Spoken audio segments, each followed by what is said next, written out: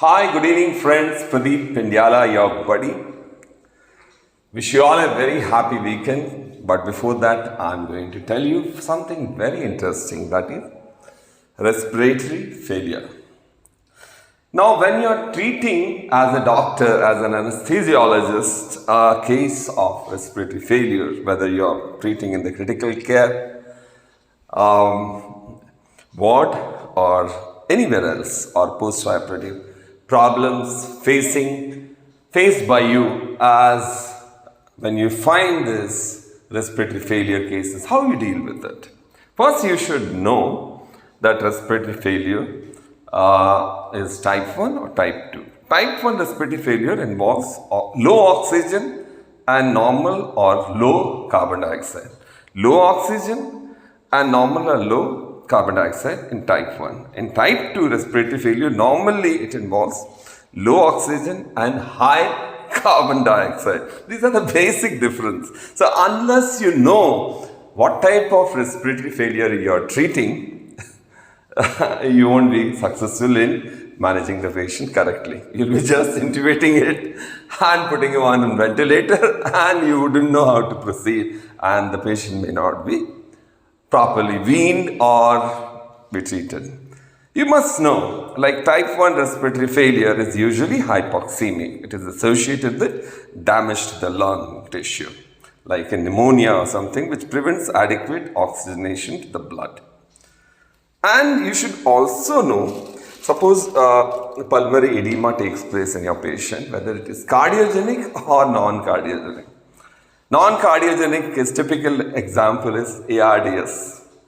So you have to know this basics of respiratory failure can be categorized based on underlying physiologic disease. Like respiratory failure can result in hypoxemia or hypercapnia, and it can be an acute or chronic process.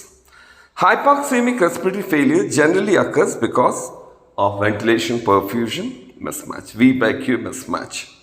And the causes could be trauma, acute respiratory distress syndrome, which I just mentioned, could be sepsis, pneumonia, pulmonary embolism, or cardiogenic pulmonary edema or obstructive lung disease like COPD cases. Hypercapnic respiratory failure may be due to increased dead space ventilation and can occur with chronic obstructive pulmonary disease or COPD or asthma.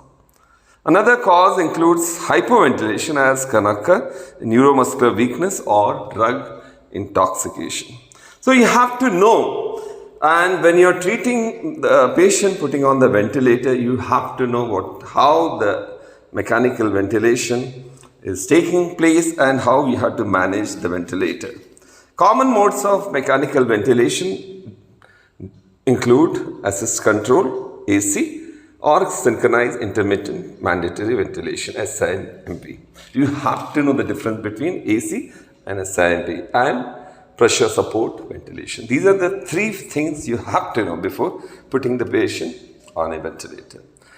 The assist control ventilation, we have all the breaths delivered to the patient when are fully supported and consistent, whether initiated by the ventilator or by the patient. With SIMV, the ventilator is set to deliver a minimum number of fully supported breaths and attempts to synchronize the mandatory breaths with the patient's spontaneous breaths. In case the patient initiates breaths that fall between the mandatory breaths which you set, what happens? They are fully supported and they can be augmented with the pressure support. They are not fully supported when they fall in between the mandatory breaths, but they can be augmented with pressure support. So this you have to know. And regarding pressure support ventilation, the driving pressure is set to augment the patient's tidal volume. Pressure support ventilation can only be used with spontaneously ventilating patient because the patient initiates his all breaths. In volume control, the key ventilator settings are set as tidal volume and respiratory rate. This ensures that predictable minimum minute ventilation, and positive end expiratory pressure and fraction of inspired oxygen are also set in it. Now, in pressure control ventilation mode, the driving pressure must be set. You have to do that. The inspiratory time or the inspiratory or expiratory ratio time is set, I ratio. It is important to note that tidal volumes are influenced by the lung compliance and could vary with the lung compliance, and it could change quickly. You have to be very vigilant when you are putting a patient on pressure control mode and make sure minute ventilation is maintained, because the compliance can change and the set pressure which you have put can go wrong. In SIMP mode, the ventilator is programmed to deliver a set tidal volume and respiratory rate. The ventilator attempts to synchronize mandatory breaths of the patient during his spontaneous breaths. Often SIMP is combined with pressure support to support the breaths that exceed the mandatory minimum breaths which you have said, which I have just explained. I am sure you have understood that. But non-invasive positive pressure ventilation is very interesting, like CPAP. The application of positive pressure to provide support of oxygenation and ventilation without the endotracheal intubation. If you don't do endotracheal intubation, it is known as NIPPV. That means non-invasive pressure. Positive pressure ventilation. NIPPV is indicated if the patient is potentially having a reversible pulmonary process that requires ventilatory support. If the patient with acute exacerbation of COPD, there is strong evidence that appropriate use of NIPPV would be effective. There are specific contraindications to the use of NIPPV. The patient must be alert and compliant. If the patient is not alert and compliant, there is no point putting the patient on a NIPPV. And people like me who have claustrophobia, cannot be put on CPAP because they won't be very happy, and they may not accept the NIPPV. So what is the treatment? I said about contraindications of NIPP. What are they? There are patients who feel uncomfortable. Those who are claustrophobic, they cannot tolerate an NIPPV mask. Facial lesions or trauma would prevent proper fit of the nasal or facial masks, and that is a contraindication. And other contraindication could be shock or severe cardiovascular instability or respiratory arrest or upper respiratory airway obstruction. And in case excessive airway secretions are there, or vomitings are there, or muscle weakness is there is always a possibility of regurgitation or aspiration. That would be a dangerous effort and wrong thing to be chosen, NIPPV, when there is a possibility of vomiting and it could cause aspiration. And regarding high flow nasal cannula, that's wonderful. When the patient is not tolerating NIPPV with CPAP, but the closely fitting face mask and all, if the patient is really claustrophobic and not accepting at all, high flow nasal cannula would be very, very useful, and the patient will definitely tolerate it. It's normally heated, humidified supplement to oxygen at flow rates that are greater and can be provided by traditional nasal cannula, thereby increasing the effective FiO2. Higher flow rates also provide a low level of PEEP and flushes expired carbon dioxide from the upper airway. But it may not be very good if there is hypercarbia. Normally, high flow nasal cannulas show benefit if the patients have acute hypoxamic and non-hypercapnic. So if in hypoxamic patient, high flow nasal cannula is very beneficial, but it may not be much of use in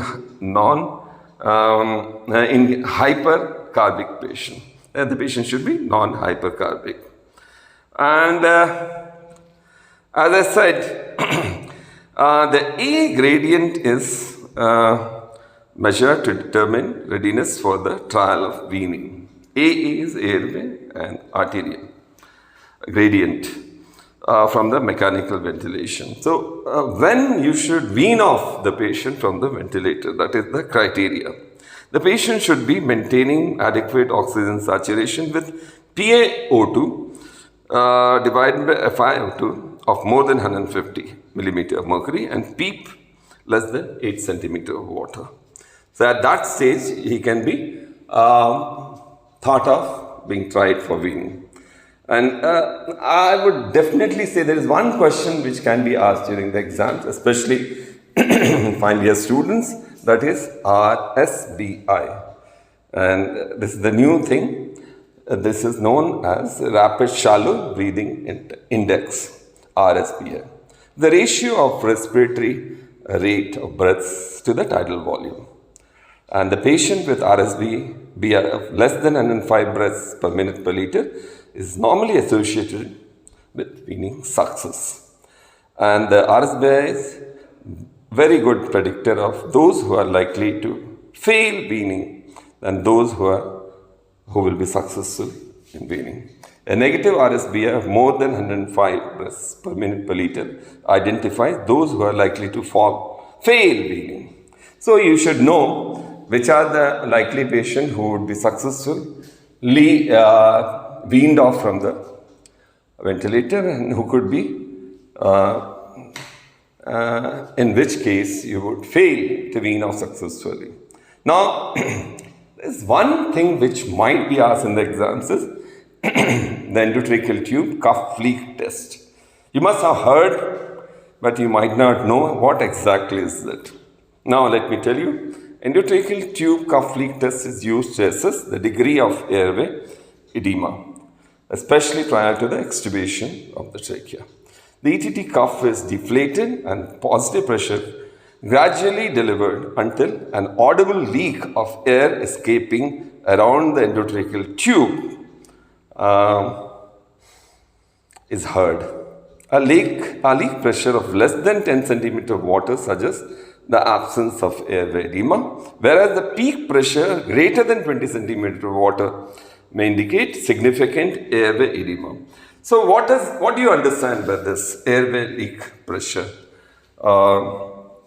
endotracheal airway leak pressure test? What do you understand by that? If it is more than 20 centimeter, that means there is a airway edema. If the edema is there, don't ever try to wean the patient off. Thank you for patient listening. I hope it was useful talk. Until next time, take care. Bye-bye. This is Colonel Pradeep Pindiala signing off for tonight. Bye-bye.